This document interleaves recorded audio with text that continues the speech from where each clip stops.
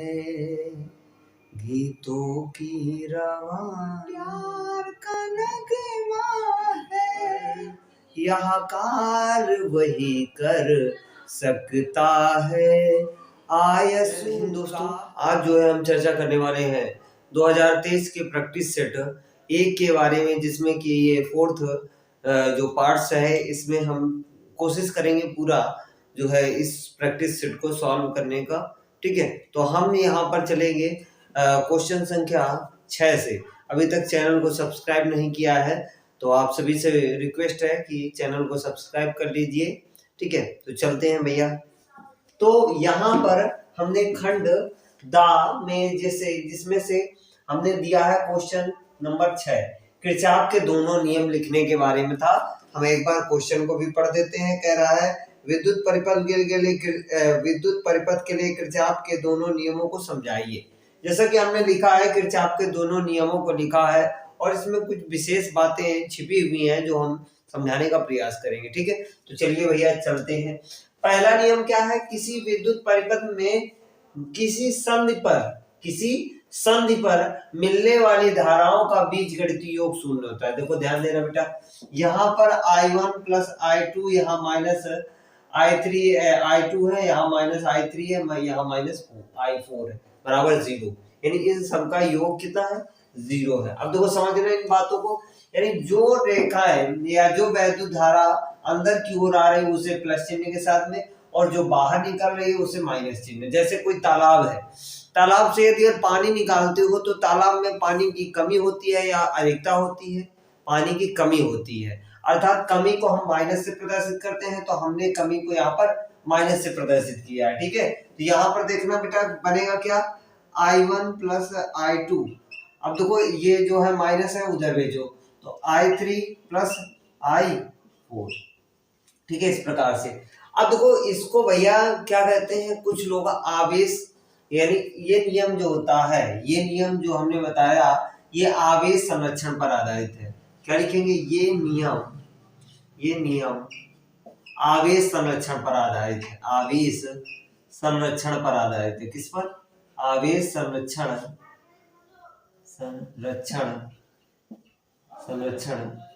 पर आधारित है। ठीक है, आधारित है। ठीक है, इतना लिख लेना और ये चित्र बना लेना। अब देखो दूसरे नियम पर चलते हैं। किसी लूप में समस्त विभवांतरों का बीजगणितीय योग शून्य होता है। तो ध्यान देना बेटा, यहाँ पर जो विभव है, विभव हमने पहले से बहुत बार बताया है कि विभव कभी निगेटिव नहीं होता। तो यहाँ पर V है, देखो V है। अब देखो भैया यहाँ पर I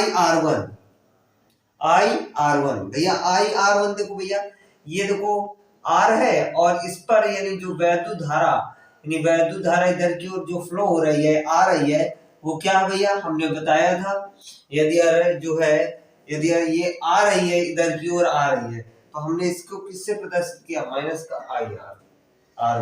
अब देखो V2 भैया, यहाँ पर V2 प्लस का है, तो यानी जितने भी विभव हैं वो प्लस रहेंगे और जिसमें वैद्युत धारा और प्रतिरोध है वो माइनस में हो जाएंगे। ठीक है, तो हमने यही किया है। अब देखो इसमें ध्यान देना बेटा, V को हम एक साइड कर लेते हैं, जैसा कि चित्र में ये विभव, यानी एक कोई बैटरी है और यहाँ पर प्रतिरोध रखा है, फिर बैटरी, फिर प्रतिरोध, फिर जो है वैद्युत धारा I बह रही है, यहाँ पर जो है प्रतिरोध रखा है और बैटरी है, उसके बाद यहाँ प्रतिरोध रखा है, बैटरी है। तो इस प्रकार से है। तो यहाँ पर V1 plus V2 plus V3 plus V4, चूंकि विभव 4 है। अब इन सबको उधर ले जाओ तो क्या हो जाएगा? IR1 plus IR2 plus IR3 plus IR4, क्योंकि 4 ही है। ठीक है, तो ये हमारा हुआ। अब देखो इसमें क्या रह देता है, यानी ये हमने तो बता दिया ये किस पर आधारित है। तो ये आधारित है किस पर? ऊर्जा संरक्षण पर। ये नियम ऊर्जा संरक्षण पर आधारित है। ऊर्जा संरक्षण पर आधारित है। संरक्षण पर आधारित है। ठीक है, ये नियम ऊर्जा संरक्षण पर आधारित है। क्योंकि बेटा बात ये पड़ रही है, हमें थोड़ा स्पीड में करवाना पड़ेगा, इसलिए जो है ज़्यादा लंबा वीडियो हो जाता है तो उसमें प्रॉब्लम ज़्यादा होती है। इसलिए बेटा शॉर्ट में हम समझाने का प्रयास करेंगे जितना भी हो सके सिलेबस को जो है थोड़ा रिवीजन कर लीजिए, ठीक है। तो स्क्रीनशॉट लेना हो ले सकते हो, नहीं तो अगले क्वेश्चन में पढ़ते हैं, ठीक है। देखो क्वेश्चन क्या बोल रहा है, अथवा वाला, छठवें का अथवा। एक ही पदार्थ के बने समान द्रव्यमान के दो तार ए तथा बी के लिए जाते हैं। ए तथा बी तार लिए जाते हैं, ठीक है। तार ए का व्यास तार बी के व्यास का आधा है। यदि तार ए का प्रतिरोध 24 ओम है तो ए का प्रतिरोध इतने ओम है, तो तार ए के प्रतिरोध की गणना कीजिए। तार बी के प्रतिरोध की गणना करना है भैया। इसमें जो है थोड़ी गलती दी हुई है, कोई दिक्कत नहीं, ठीक है। बी कर लेना यहाँ पर, ठीक है। समझ में आई बात। ये 5 नंबर में अथवा में पूछा गया है, इसको ध्यान से देखना, ठीक है। बहुत ही ध्यान से समझना और बहुत ही डिटेल में समझना। तो यहाँ से हम चालू करते हैं, क्योंकि काफी लंबा क्वेश्चन है, तो इसलिए हम जो है यहाँ से चालू करते हैं। माना तार की त्रिज्याएं, माना तार की त्रिज्याएं आर ए तथा आर बी है, ठीक है। आर ए तथा आर बी है। देखो अब इसमें एक कह रहा है कि क्या कह रहा है, तार ए का व्यास तार बी के व्यास का आधा है। तो तार ए यानी आर ए, क्योंकि त्रिज्या का 2 गुना व्यास होता है, बराबर 2 आर बी अपान 2। ध्यान देना बेटा, आधा है तो 2 से 2 कैंसिल हो जाएगा, यानी आर ए बराबर कितना आ जाएगा, R B upon 2। Are B upon 2। इतनी बात क्लियर हुई कि नहीं क्लियर हुई। अब देखो कह रहा है, क्या कह रहा है कि एक ही पदार्थ का बने द्रव्यमान, ठीक है, एक ही समान द्रव्यमान के। तो देखो तार ए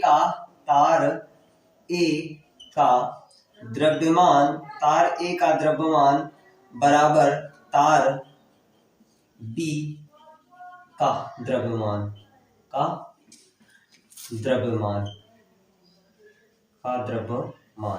ध्यान देना। अब चूंकि हमने एक सूत्र पढ़ा है बेटा, सूत्र हमने क्या पढ़ा है यहाँ पर लिख देते हैं।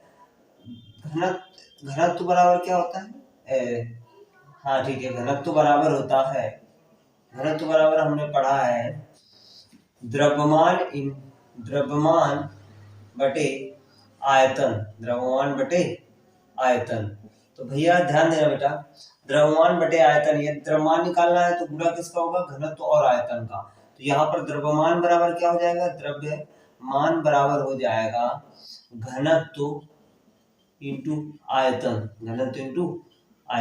ठीक है। क्रॉस मल्टीप्लिकेशन से बटे में 1 माना है, दोनों का गुणा करा है, ठीक है।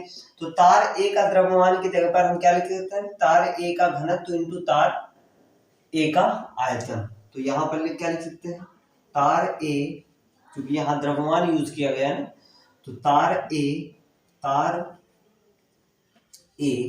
का घनत्व इंटू आयतन, शॉर्ट में लिख देते हैं, बराबर तार बी का घनत्व इंटू आयतन। ध्यान देना भैया।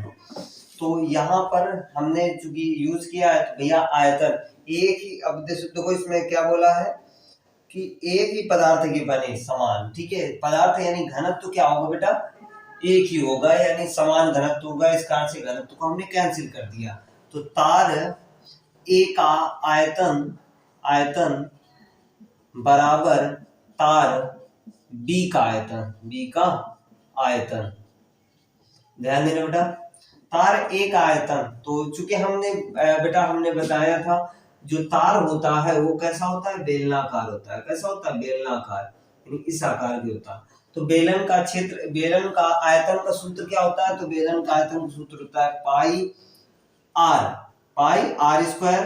तो आर ए, चूंकि यहाँ आर स्क्वायर की जगह पर आर ए रखा है, चूंकि त्रिज्या हमने पहले आर ए का स्क्वायर। अब यहाँ पर एल यानी हाइट होती है, तो हमने इसे एल से प्रदर्शित किया, चूंकि तार की लंबाई को एल से प्रदर्शित किया गया, ठीक है। तो यहाँ पर आर यानी आर ए का स्क्वायर और एल ए बराबर, अब इसका भी वही होगा, क्या होगा, वही क्षेत्र पाई, आयतन का सूत्र वही होगा, पाई आर बी, यहाँ पर त्रिज्या कितना है, आर बी का स्क्वायर, और यहाँ पर एल बी। ध्यान देना बेटा, पाई से पाई कैंसिल हो जाएगा। देखो आर ए का मान कहीं दिया हुआ है क्या ये बेटा, यहाँ दिया हुआ है, तो हम आर ए की जगह पर आर बी अपान 2 नहीं रख सकते। तो यहाँ पर क्या है, R A upon R B upon 2 का होल स्क्वायर, और एल ए बराबर कितना हो जाएगा, आर बी का स्क्वायर एल ए। ठीक है, ध्यान देना बेटा। अब इसको जो है घात में कन्वर्ट करते हैं, आर बी का स्क्वायर अपान 2 दूनी 4, क्योंकि 2 का वर्ग करेंगे तो 4 आएगा। अब देखो एल ए बराबर कितना हो जाएगा, आर बी का स्क्वायर और एल ए। ध्यान देना बेटा, ये आर बी का स्क्वायर ये इससे कैंसिल हो जाएगा, बचेगा क्या यहाँ पर बचेगा एल ए अपान 4 बराबर एल ए। ठीक है, सॉरी यहाँ पर बी था, सॉरी ठीक है, बी हो जाएगा यहाँ पर बी। अब देखो ध्यान देना बेटा, यदि यार यहाँ पर लिखा है, यहाँ पर इतने में आगे करेंगे। ठीक है, यहाँ पर देखते हैं, तो हम देखो एल ए, ध्यान देना एल ए इसको बटे में लाओ इधर, तो क्या हो जाएगा एल बी बराबर कितना हो जाएगा भैया, इसको उधर भेजोगे तो अरे जब क्रॉस मल्टीप्लीकेशन कराओगे तो इसका एक रहेगा और इसका जो है इसके साथ में होगा। ये जब बटे में है, इधर बटे में है, उधर जाएगा तो गुणा में हो जाएगा, अर्थात यहाँ पर कितना आ जाएगा 4 आ जाएगा। इतनी बात क्लियर हुई कि नहीं क्लियर हुई बेटा, इतनी बात सबको क्लियर हुई। अब देखो भैया यहाँ पर 2 प्रतिरोध हैं, तो हम यहाँ पर लिखेंगे तार ए का प्रतिरोध। ठीक है, सबसे पहले हम निकालते हैं तार ए का प्रतिरोध, क्या यहाँ लिखेंगे तार ए का प्रतिरोध, तो तार ए का प्रतिरोध जो है R1 से प्रदर्शित करेंगे, R1 इज इक्वल टू या RA से प्रदर्शित करेंगे, किससे RA। तो इसके लिए होता है रो, क्या होता है रो डेल्टा ए, यानी ए अपान एल ए अपान ए ए। ठीक है, ये होता है, इसको हमने दे दिया समीकरण 1। ठीक है, और तार ए, ये तार ए का प्रतिरोध निकाला, अब निकालते हैं तार बी का प्रतिरोध, तार बी का प्रतिरोध। तो तार बी का निकालते हैं बेटा, क्या हो जाएगा R B is equal to, यहाँ पर क्या हो जाएगा rho L B upon A B. ध्यान देना, इसको हमने दे दिया समीकरण 1। ठीक है, इतनी बात क्लियर हुई, चित्र आ रहा है सही से, पूरा आ रहा है ना, ठीक सही कंप्लीट। अब देखो इसके बाद यहाँ पर देखते हैं समीकरण 1 में समीकरण 2 का भाग देने पर, यहाँ पर लिखेंगे समीकरण 1 में समीकरण 2 का भाग करने पर, भाग करने पर। ठीक है, तो यहाँ पर ध्यान देना बेटा, आर ए बटे आर बी कितना हो जाएगा, आर ए बटे आर बी बराबर कितना हो जाएगा, यहाँ पर rho L A upon A upon rho L B upon A B. ध्यान देना, रो से रो कैंसिल हो जाएगा। अब देखो इसका मध्य और बाह्य का गुणा करा देते हैं, तो यहाँ पर कितना हो जाएगा आर ए बटे आर बी बराबर, यहाँ पर क्या हो जाएगा एल ए, ध्यान देना एल ए अपान ए ए। अब ये कितना हो जाएगा into A B upon L A. ध्यान देना आर ए बटे आर बी बराबर, भैया देखो ध्यान देना, हम जो है इसको इसके जो है यहाँ बी है बेटा, सॉरी, तो यहाँ पर क्या हो जाएगा L A upon L B बराबर ए बी अपान ए ए। ध्यान देना, अब देखो बेटा इसका हमने L A upon L B का मान अभी निकाला था भैया, कितना निकाला था 4 निकाला था, कितना निकाला था 4 निकाला था। रख देते हैं यहाँ पर थोड़ा जो है mistakes, R A upon R B बराबर कितना हो जाएगा 4 इंटू, अब देखो ये भैया क्षेत्रफल है, इसका क्षेत्रफल है यानी तार का क्षेत्रफल है। तो तार के क्षेत्रफल के लिए फार्मूला क्या होता है भैया, तार के क्षेत्रफल के लिए फार्मूला क्या होता है भैया, तो इसके लिए होता है पाई आर। ठीक है, क्या होता है पाई आर। हाँ भैया इतना कर लो, इतना करो। ठीक है, यहाँ तक समझ में आई बात। अब देखो यहाँ बचा क्या, ए बी अपान ए ए। ठीक, ठीक है, ध्यान देना। अब ये देखो जो है ये तार का क्षेत्रफल यानी बेलन का क्षेत्रफल। बेलन के क्षेत्रफल के लिए फार्मूला क्या होता है बेटा, तो यहाँ पर जो है 4 इंटू बेलन का क्षेत्रफल होता है पाई आर। ठीक है, पाई आर स्क्वायर। तो आर का मान भैया ध्यान देना, आर पाई आर, आर यहाँ पर क्या लिखे बी का स्क्वायर बटे यहाँ पर कितना है, ये भी होगा पाई आर स्क्वायर यानी आर ए का स्क्वायर। ठीक है, ध्यान देना पाई से पाई कैंसिल हो जाएगा, तो यहाँ पर आर ए बटे R B is equal to यहाँ 4। अब देखो ध्यान देना बेटा, इसे हम क्या R R B upon R A का होल स्क्वायर नहीं लिख सकते, लिख सकते हैं। अब देखो ध्यान देना बेटा, अब यहाँ पर हमने कहीं निकाला है क्या R B upon R one का होल स्क्वायर, तो भैया देखो ध्यान देना, इसको हम बटे में भेज देंगे तो ये इधर मल्टीप्लाई में आ जाएगा, यानी कितना आ जाएगा 2 हो जाएगा, कितना हो जाएगा 2 हो जाएगा, है ना। आर बी अपान आर ए तो ये बटे में हो जाएगा, तो यहाँ पर कितना हो जाएगा 2 हो जाएगा। अर्थात यहाँ से जब निकालेंगे तो कितना निकलेगा भैया, आर बी अपान आर ए बराबर कितना निकलेगा 2। तो यहाँ पर हमें 2 पुट कर देना है, और आर ए का मान दिया हुआ है कितना भैया, तो आर ए का मान जो दिया हुआ है कहाँ गया भैया, ठीक है 24 ओम। ठीक है 24 ओम यहाँ पर रख देते हैं, 24 बटे आर बी बराबर 4 इंटू 2 का होल स्क्वायर। ठीक है, ध्यान देना बेटा, तो यहाँ पर कितना है 24, यहाँ पर 24 बराबर यहाँ पर 2 सॉरी 4 और यहाँ 2 का वर्ग 4। तो अब देखो भैया बटे में क्या है आर बी। ठीक है, आर बी यानी द्वितीय प्रतिरोध 24 बटे आर बी बराबर ये 4 चौको 16 हुआ। ठीक है, अब देखो ये जो 24 है त्रिया गुणा कराओ इसके साथ में, और ये जो अकेला ये सिंगल रहेगा इसके बटे में 1 रहेगा, तो आर यानी यहाँ पर कितना हो जाएगा 16 आर बी बराबर कितना हो जाएगा 24। तो आर बी बराबर कितना हो जाएगा 24 बटे 16। बात करो भैया, तो इसका काटते हैं, और आर बी बराबर कितना आ जाएगा, काटो भैया, तो 8 को पार पढ़ते हैं, 8 त्रिका 24 8 दूनी 16, तो यानी कितना आया 3 बटे 2 भाग कराओ तो 1.5 1.5 प्रतिरोध का मात्रक ओम। ठीक है, तो ये आई होप यहाँ तक समझ में आओगे, 1.5 ओम आएगा। ठीक है, तो यहाँ तक समझ में आया है। ठीक है, यदि चैनल पर नए हो तो चैनल को सब्सक्राइब कीजिए, और यदि और जो है काम की खबरें जो है सुनना चाहते हैं तो पर डे अपडेट रहे। ठीक है, तो मिलते हैं अगले वीडियो में। जय हिंद। क्वेश्चन है क्या बेटा, लुई द या दी या डी यूज कर सकते हैं। द ब्रोगली तरंग,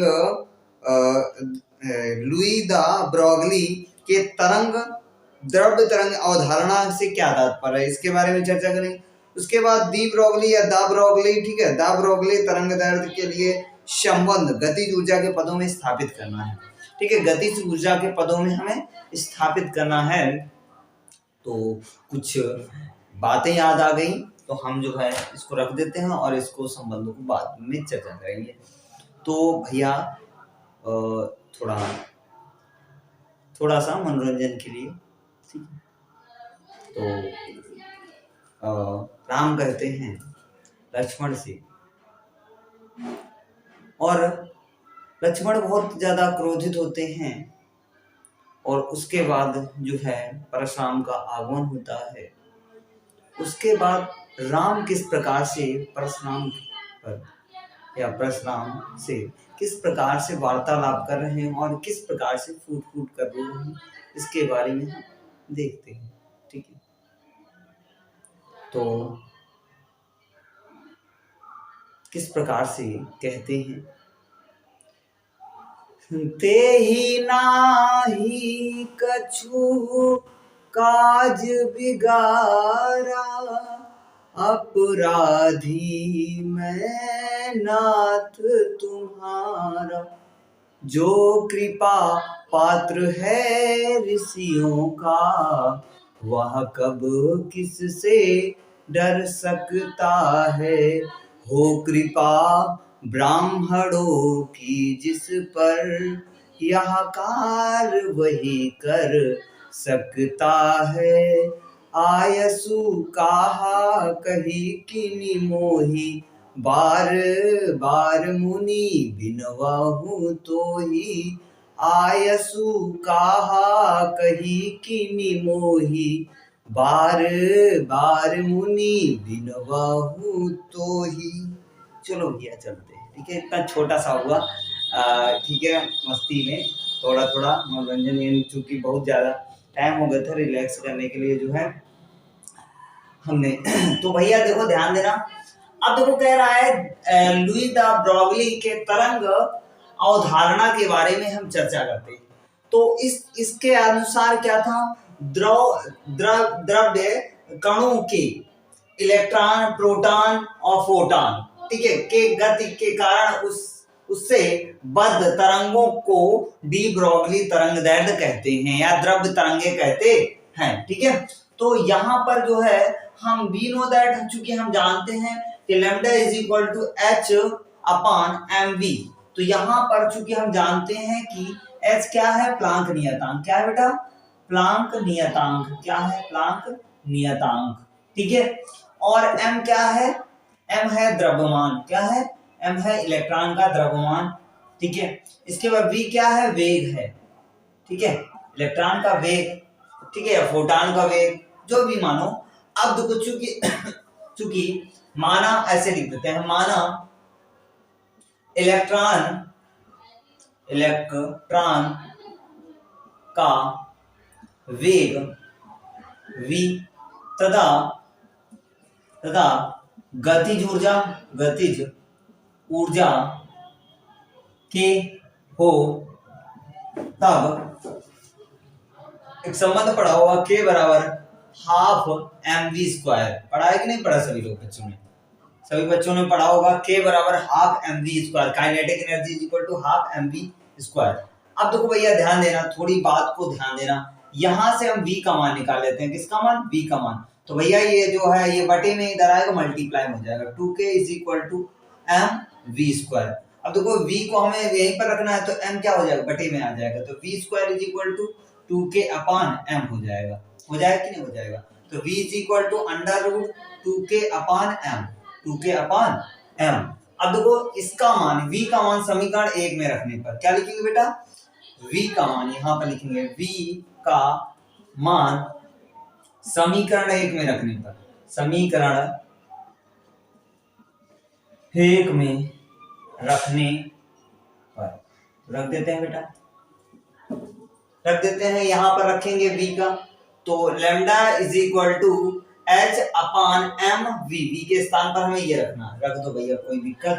तो यहां पर क्या है, lambda is equal to h upon m into यहाँ पर 2k under root 2k upon m, अलग अलग कर लो बेटा। तो यहाँ पर lambda is equal to h upon m into under root 2k upon under root m। अब बेटा देखो या इस m को हम क्या, इस m को हम under root m into under root m नहीं लिख सकते क्या, क्योंकि m के बराबर होता है। चूंकि जब अंडर रूट एक दूसरे से जो है मल्टीप्लाई होता है तो m निकलता है, यानी कोई भी संख्या होती है वो बाहर निकल आती है। तो भैया इसमें देखो इसको हम क्या लिख सकते हैं, इसको हम लिख सकते हैं under root m into under root m, h upon इसे under root m into under root m, ठीक है, और यहाँ पर 2k upon under root m। ध्यान देना बेटा, यहाँ पर अंडर रूट m से एक अंडर रूट m कैंसिल हो जाएगा, तो बचेगा क्या, lambda is equal to h upon, इनको एक ही के अंदर कर दो, तो अंडर रूट 2m, यही हमें सिद्ध करना था बेटा, सिद्ध हो गया। कितना सरल है, कर लोगे ना, स्क्रीनशॉट लेना हो ले लो,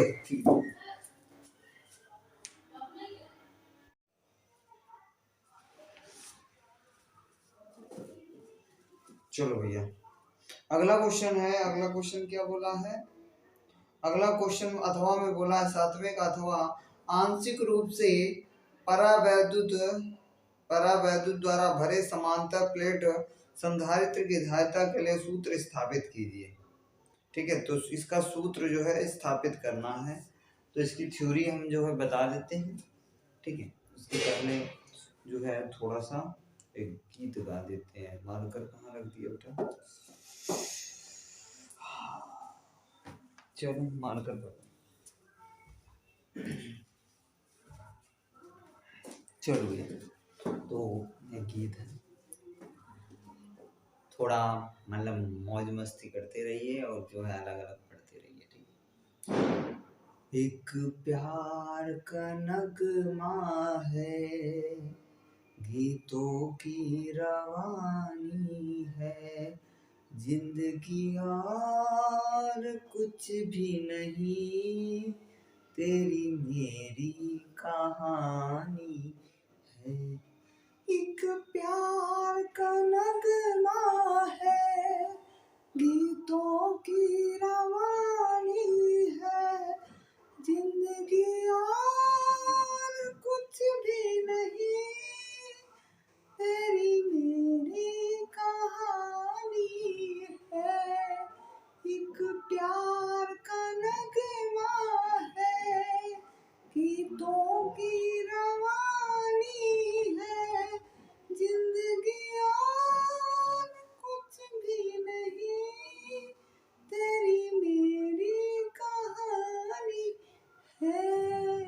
चलो भैया, ठीक है। मौज मस्ती फन फन में। अब देखो सबसे पहले यहाँ पर हम क्या थोड़ी बातें बता देते हैं।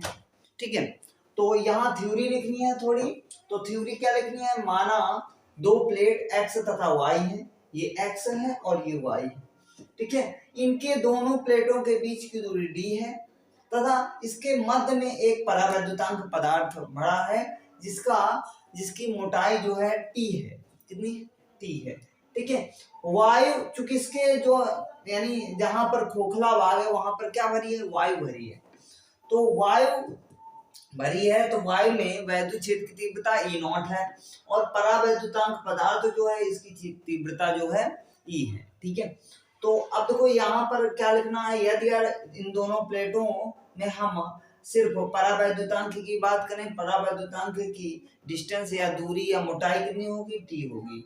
अब यहाँ पर वायु की कितनी मोटाई होगी, तो वायु की जो मोटाई होगी, हम इस T में से यदि D घटा दें, यानी D बड़ा है तो D में T घटा दें तो क्या निकल आएगा, माइनस का dt, यानी D माइनस टी निकल आएगा। ठीक है, तो यहाँ पर हम जो है इस प्रकार से थ्योरी लिखेंगे और इसका संपर्क किसी पॉजिटिव तार से कर देते हैं और दूसरा टर्मिनल का या दूसरे सिरे का जो संपर्क हम पृथ्वी से कर देते हैं। ठीक है, अब देखो यहाँ पर जो है प्लेटों के बीच वायु में वैद्युत क्षेत्र की तीव्रता क्या होगी। ठीक है, तो E0 is equal to q upon epsilon naught a. ठीक है, यहाँ पर क्या रहेगा, E0 is equal to q upon epsilon naught a. ठीक है, परावैद्युत पट्टी में वैद्युत क्षेत्र की तीव्रता E बराबर क्यू अपॉन के एप्सिलॉन नॉट ए हो जाएगा। क्या हो जाएगा, इतना हो जाएगा। ठीक है, अब प्लेटों के बीच विभवांतर की बात करें तो यहाँ पर क्या हो जाएगा, E इज इक्वल टू, चूंकि हमें पता है E इज इक्वल टू क्या होता है, V अपॉन D। ठीक है, अब जैसे कि हमने बताया था विभव प्रवणता में बताया था E बराबर delta V upon delta x, बताया था कि नहीं बताया था। तो उसी प्रकार से है, यदि हमें v का मान निकालना है तो इससे मल्टीप्लाई कराएंगे तो क्या हो जाएगा, 80 हो जाएगा, जिसमें से v इज इक्वल टू हमने क्या किया है, E not D minus T. ये भैया देखो ध्यान देना, यहाँ पर D माइनस टी जो हमने यहाँ से वायु जो है, ठीक है, वायु की हमने जो है दूरी निकाली है कि कितने में, मतलब जो है वायु भरी हुई है, तो हमने D में T घटा दिया तो जितने में वायु है उस वो निकल आएगा। तो हमने यहाँ पर D माइनस टी निकाल लिया प्लस E और T। ठीक है, अब देखो यहाँ पर हमने ये वायु वाला रखा है, ये वायु का है और जिसमें से वायु की जो वायु ने यहाँ पर क्राइटेरिया कवर्ड किया है उसके बारे में हमने प्लस ई टी। ई क्या है, तो परावैद्युतांक वाले का है। ठीक है, और टी तो टी इस परावैद्युतांक की चौड़ाई है, ठीक है। तो हमने इस प्रकार से किया। अब देखो यहाँ पर हम ई नॉट का मान रख देते हैं क्यू अपान एप्सिलॉन नॉट ए, क्यू क्यू अपान एप्सिलॉन नॉट ए, और यहाँ पर डी माइनस टी ये लिखा है, प्लस ई का मान कितना दिया है क्यू अपान के एप्सिलॉन नॉट ए, क्यू अपान टी लिखा है, डी टी लिखा है, टी लिख दिया, कोई दिक्कत, ठीक। अब देखो बेटा कॉमन क्या आ रहा है इन दोनों में से, तो क्यू कॉमन आ रहा है, एप्सिलॉन नॉट कॉमन आ रहा है, ए कॉमन आ रहा है, और तो कुछ आ नहीं रहा।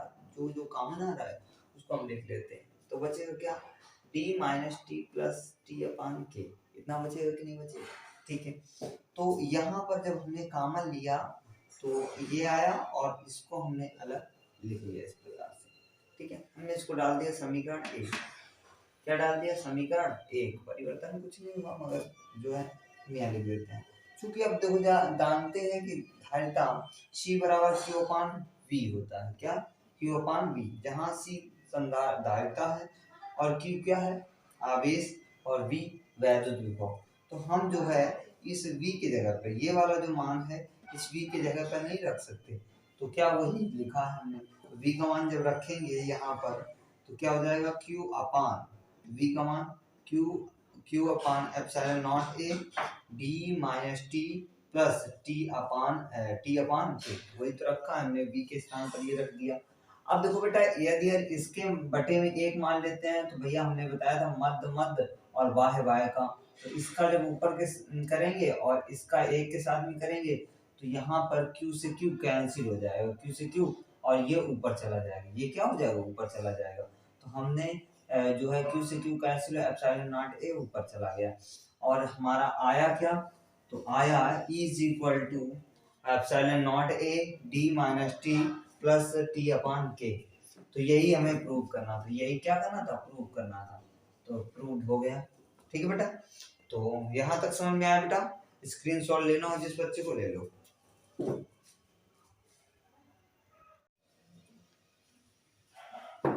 ठीक है, बात समझ में आई बेटा। अब बाकी बचे क्वेश्चन अगले सेशन में करवाएंगे। यदि सेशन पसंद आया है तो दोस्तों के साथ में शेयर कीजिए, और चैनल पर नए हो तो चैनल को सब्सक्राइब कीजिए बेटा। इसी प्रकार से इंटरेस्टिंग वीडियो पाने के लिए जय हिंद, जय भारत, वंदे मातरम, और अपना ख्याल रखो।